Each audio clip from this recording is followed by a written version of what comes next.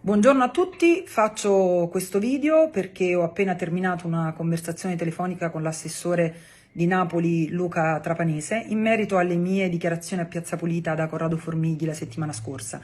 Io mi sono detta contraria all'utero in affitto e l'ho detto in maniera sbagliata e mi chiedo scusa alle donne di Scampia per una frase decontestualizzata e errata che ho pronunciato. Io mi riferivo alle donne della criminalità organizzata, alla paura che ho rispetto all'utero in affitto per l'abuso che si può fare del bisogno economico che una donna può avere in aree di disagio.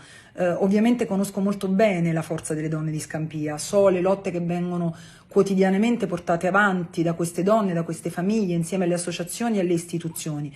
E quindi mi dispiace veramente se sono stata fraintesa o se mi sono espressa male. Verrò con Luca a Scampia prestissimo perché voglio parlare con voi, voglio chiedervi scusa guardandovi in faccia come nel mio stile e ricordarvi che io sono una campana nata in periferia, nata in provincia e conosco benissimo anche il racconto distorto di Napoli, Scampia, delle nostre terre che è stato fatto spesso dalla stampa, da alcuni libri, da fiction televisive. Quindi sarò felicissima insieme a voi di prestare, se vi farà piacere, il mio volto, la mia voce, le mie battaglie per raccontare una Scampia e una Napoli diversa.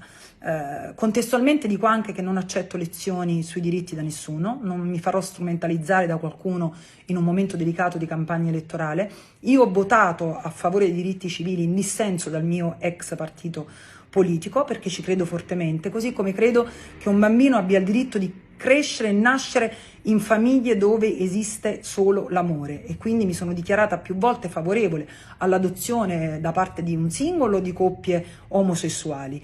Ma non è il tempo delle polemiche, è il tempo dei chiarimenti. Caro Luca, ci vediamo a Scampia.